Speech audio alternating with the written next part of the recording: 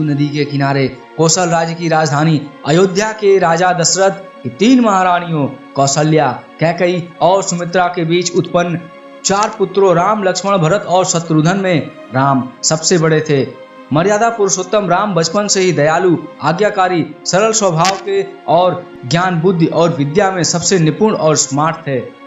रामायण ग्रंथ के अनुसार मर्यादा पुरुषोत्तम राम भगवान विष्णु के अवतार हैं।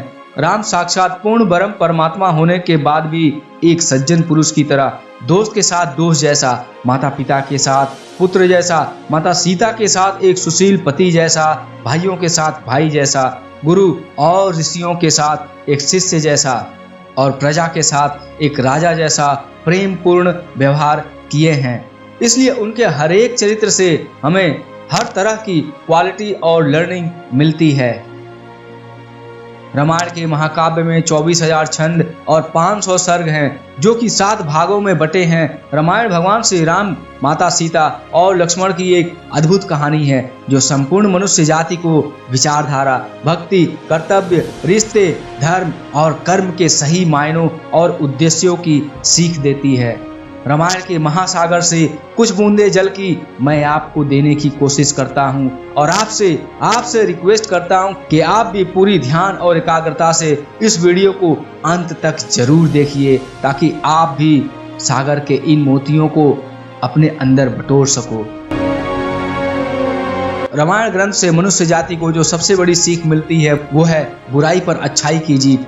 जैसे रात कितनी भी काली क्यों न हो, वो सूर्य को कभी निकलने से रोक नहीं सकती, वैसे ही रामायण की सबसे बड़ी सीख है कि बुराई पर अच्छाई की जीत। जिस तरह बुराई का प्रतीक रावण, जो बहुत ही क्रूर, बलशाली और अन्यायी था और उसने माता सीता का हरण किया, तब प्रभु श्री राम ने अपने अच्छे नियत, पराक्रम, बुद्धि और अच्छे गुणों से बुराई का अंत कर माता सीता प्राप्त किए।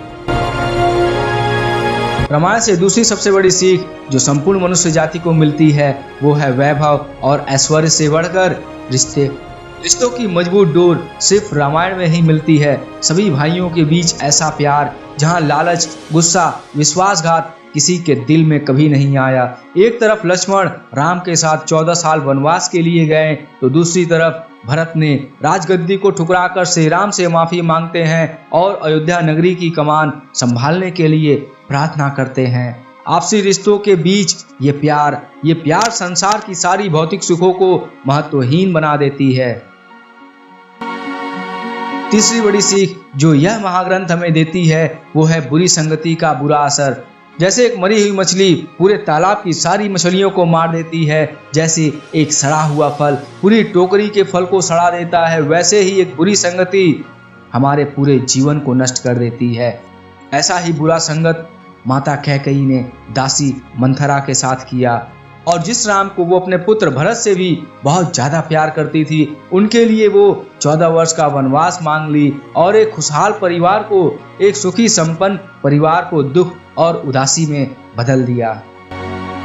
अगली सीख जो हमें रामायण से लेनी चाहिए वो है बदले और क्रोध की भावना रखने वाले हर व्यक्ति का विनाश ही होता है। रावण एक ज्ञानी पुरुष था, लेकिन अपनी बहन सुपर्णरेखा की बेइज्जती का बदला लेने के लिए सीता माता का अपहरण किया और बदले की याद, क्रोध और विश्वासघात, प्रतिशोध ने उसे उसके साम्राज्य को नष्ट कर दिया। ऐसा ही हाल हर उस व्यक्ति का, हर उस देश का, हर समाज का और हर संस्था का होता है जो अपनी मर्यादा, संयम और सूझबूझ को खो देता है।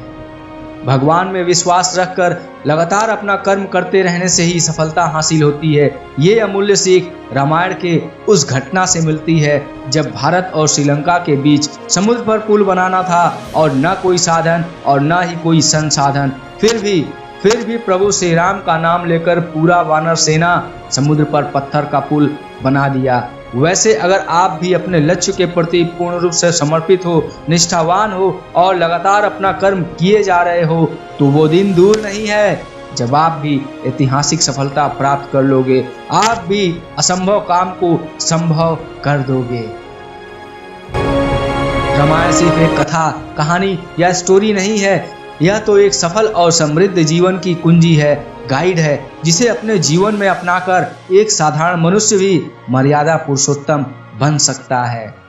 वीडियो को लाइक करें और ज़्यादा से ज़्यादा अपने दोस्तों, बच्चों, भाइयों और बहनों, सभी रिश्तेदारों को शेयर करो और मुझसे हमेशा जुड़े रहने के लिए चैनल को सब्सक्राइब करके बेल को भी बजा देना।